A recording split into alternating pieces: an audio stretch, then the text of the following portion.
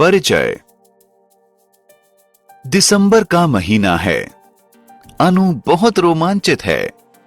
Christmas 25 दिसंबर को मनाया जाना है और सैंटा क्लॉस उसके लिए तोहफे लेकर आएंगे। आज 10 दिसंबर है और अनु एक कैलेंडर की मदद से क्रिसमस में बाकी बचे दिनों की गिनती कर रही है। क्या आप जानते हैं कैलेंडर कैसे इस्तेमाल किया जाता है? आइए आपको बताते हैं कि दिनों की गिनती कैसे की जाती है। आओ सीखें। कैलेंडर के बारे में कुछ बातें बता पाना, कैलेंडर से जुड़ी कुछ ट्रिक कर पाना, कैलेंडर से संबंधित समस्याओं को हल कर पाना, कैलेंडरों के इस्तेमाल के बारे में बता पाना।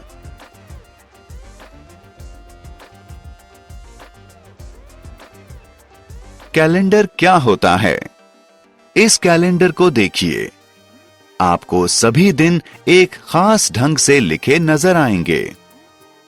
एक कैलेंडर दिनों को सप्ताहों में, सप्ताहों को महीनों में और महीनों को एक वर्ष के समूह में बनाकर रखता है। हर दिन अलग होता है।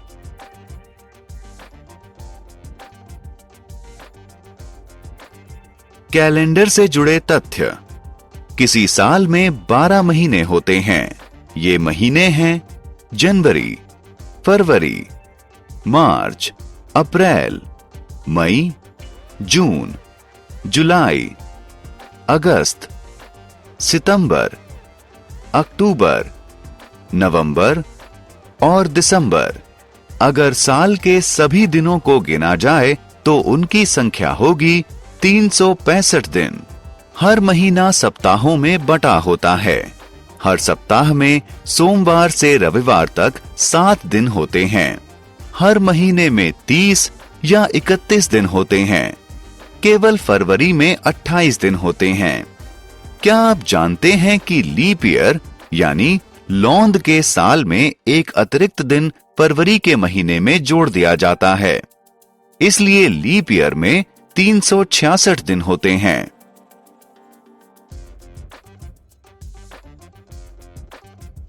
घटनाओं को क्रम में लगाना। अनु स्कूल में है। उसने कुछ महत्वपूर्ण तिथियों को क्रम के बिना लगाया है। आइए इन घटनाओं को उस क्रम में लगाएं जैसे ये साल में आती हैं।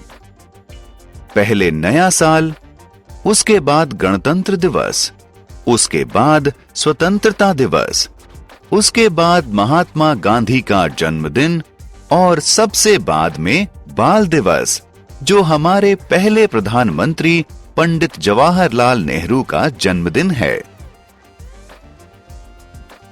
कैलेंडर से जुड़े सवालों को हल करना। क्या आप जानते हैं कि कैलेंडर कई समस्याओं को हल करता है? आप बड़ी आसानी से किसी कैलेंडर पर दिनों और तारीखों को पढ़ सकते हैं। आइए जुलाई 2012 के महीने पर नजर डालें। क्या आप बता सकते हैं कि ये महीना कौन से दिन पर खत्म हो रहा है? जी हां, मंगलवार को। 13 जुलाई को कौन सा दिन पड़ रहा है? सही जवाब, शुक्रवार। दूसरे शनिवार को क्या तारीख है? बिल्कुल सही, 14 जुलाई। क्या 21 तारीख को रविवार है? नहीं, 21 तारीख को रविवार नहीं है।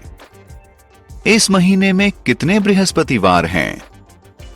जी हां, इस महीने में 4 बृहस्पतिवार हैं। कैलेंडर से जुड़ी तरकीबें। आइए अब समय है कैलेंडर से जुड़ी कुछ तरकीबें जानने का। आप उदाहरण के तौर पर बॉक्स में 5 संख्याएं जोड़ सकते हैं। सोचिए, इनका योग 80 आता है। लेकिन ये योग हमें मिला कैसे? बस बीच वाली संख्या को 5 से गुणा कर दीजिए। याद रखिए कि ये जादू उन लाइनों के सिलसिले में काम आता है जिनमें 5 की संख्या होती है। कैलेंडर के साथ कुछ मजे करना। आइए कैलेंडर के साथ कुछ मजे करते हैं। मान लीजिए आपका मित्र किसी महीने में 4 संख्याओं 15, 16, 24 और 25 को चुनकर आपको उनका योग दे देता है।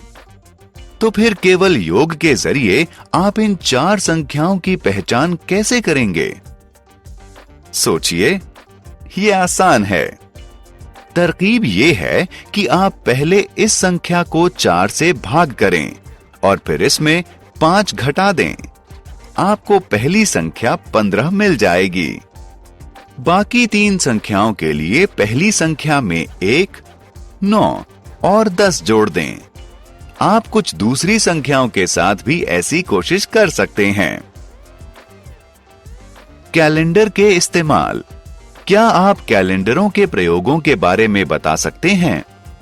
कैलेंडरों का इस्तेमाल किया जाता है दिनों की पहचान के लिए, किसी घटना को दर्ज करने के लिए, निजी कार्यक्रमों का ध्यान रखने के लिए, मौसम में बदलाव की पहचान के लिए।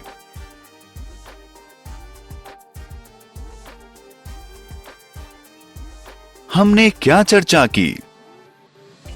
कोई कैलेंडर दिनों को सप्ताहों में, सप्ताहों को महीनों में और महीनों को एक साल में समूह बनाकर रखता है।